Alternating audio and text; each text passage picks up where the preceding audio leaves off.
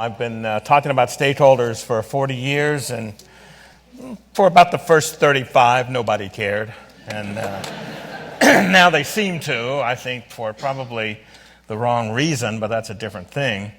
Look, a lot of years ago, in a burst of youthful enthusiasm, idealism, and optimism, I got a PhD in philosophy.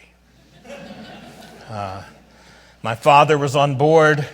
He said, well, you won't have trouble finding a job. They just opened a whole bunch of new philosophy factories out by the interstate. You'll be just fine with that. So I was very lucky to actually end up at a business school. And truth be told, I ended up as a postdoc at Wharton, basically because my girlfriend was there. And now wife of 42 years, so that part worked out okay. So that was okay. But I want to try to recreate that burst of idealism and optimism because it's easy to get, I think, overwhelmed by thinking about problems that are in the world today, and there are plenty of them.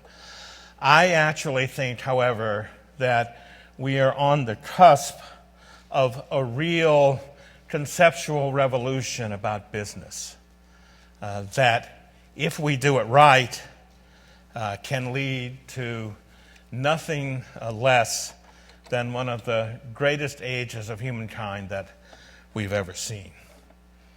But we need a new story of business. You know the old story. Business is about the money. It's about profits.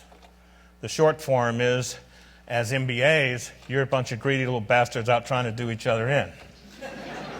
Right? You're going to outcompete, etc., etc.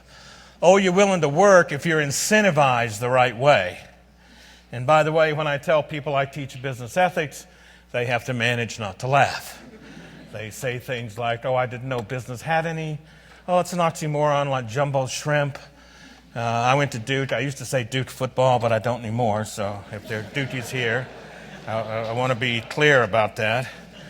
Or a bar in Copenhagen, that must be a short course. But there's good news here, and I want to bring the good news that I hope puts this summit in a sort of different perspective, because it's easy to have a sort of doom and gloom idea when you think about some of the awful stuff that goes on. I really think that there are movements and companies that are changing the very way we think about business.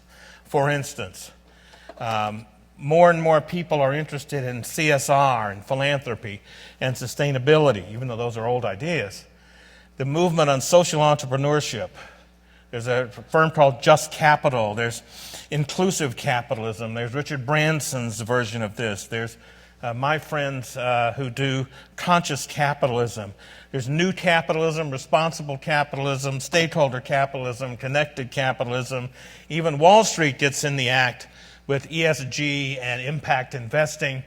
The principles for responsible investment, the latest number I saw was had something like $70 trillion under management and those principles just say ESG turns out to be important. I don't think there's any going back to the old days of just thinking about the money and shareholders. Several years ago, I was at a meeting in the last days of the Obama administration at the White House with a lot of people who had started many of these movements. And the point of the meeting was to figure out, well, which one's the right one? What's the right brand?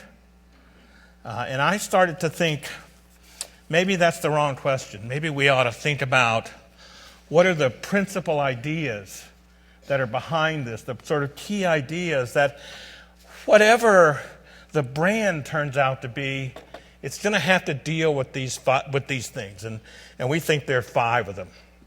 I have 2 co-authors, Bobby Parmar and Kirsten Martin, and we're doing this book called The Power of And, I think. Titles are hard to come by. It's like band names. All the good ones have been taken.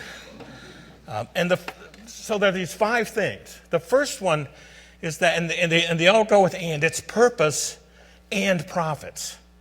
We make a mistake about purpose when we say the purpose of business is to maximize shareholder value. There's a lot of reasons that that's a mistake, but the main one I like to think about, I need red blood cells to live. Everybody okay with that? We might have some scientists in the audience. That's acknowledging my whole knowledge of science was in that sense. But the purpose of my life is not to make red blood cells. Even when, a few years ago, I spent a really fun-filled weekend having both of my hips replaced, and I had to worry about making red blood cells. It didn't follow that the purpose of my life was to make red blood cells. Businesses must have profits to live. Saying profits are bad is stupid. And let's give our finance colleagues the benefit of the doubt. Businesses must have profits at the weighted average cost of capital. And they have a complicated formula for figuring that out. It's always about 10%, but, it's their gig, and I don't want to screw around with their gig. So it's purpose and profit. Entrepreneurs don't start a business to make as much money as they can. When students come to me and say, I'm going to start a business, I'm going to make money, I tell them, get a job. You got a better chance of getting rich than you do starting something. As Klaus Meyer, who started this great restaurant in Copenhagen called Noma, often seen as the best restaurant in the world, said to me once, he said, we didn't start Noma to make as much money as we could because we didn't make any for the first 19 years. It's about purpose and it's about profits. And people realize this now. If you look at Larry Fink's letter to CEOs, many people are trying to figure out this idea of purpose. But it's not purpose or profits. It's both. It's stakeholders and shareholders. Look, I'm the most pro-shareholder guy in the world. Eventually, I'd like some investments to pay off so that I don't have to do this anymore, But I'm not very good at that, so... But stakeholders, look, every business creates and sometimes destroys value for customers, suppliers, employees, communities, and people with the money. Always has. I've never understood why anyone saw that as anything but common sense. In the words of my wonderful wife, when she read my old stakeholder book that I published in the 80s, she said, well, this is common sense. You'll never make a living at this. And, it turned out okay. So it's purpose and profits, stakeholders and shareholders. It's business embedded in society, two ways I'll come to, and embedded in markets. Yeah, we spend most of our time talking about business in markets. Equally, business is embedded in society. It's embedded in the institutions like healthcare and education and government. And we need to know what the relationships are with those. And it's embedded in the physical world. We can overcome those challenges, but we only do that by transforming the physical world to do that. And that's in part what you're talking about at this conference. So purpose and profits, stakeholders and shareholders, society and markets. I shouldn't even have to say this. We got to see business people and other as human beings, as with our full humanity. We are not just one-dimensional, short-term maximizers of our economic self-interest. There are people who are like that. We call them sociopaths. Then usually we elect them to high office. I simply want to point out that for me, that was a nonpartisan statement, etc. Human beings are complicated, as anybody who's ever been in love, who's ever had a child, knows. We're not just self-interested, we're self-interested and other-regarding pretty much at the same time. We have more than economic interest. We have political and moral and social interest. So we got to see things as our full humanity here. And finally, we got to put business and ethics together. As long as business ethics is a joke, we're going to have a problem. So these 5 principles, regardless of what wins, purpose and profits, stakeholders and shareholders, society and markets, humanity and economics, and business and ethics define this new way to think about business. So people want to know, can you make money at this? Will you make money? They want to know, will you make money if you manage things this way? What they want is a guarantee. My sense is, if you really need a guarantee, you probably should look into buying a refrigerator. They come with guarantees. Management theories generally don't. What you want to know is it possible? Is it possible to do what we know in our hearts is right and be successful? The proof of possibility is in.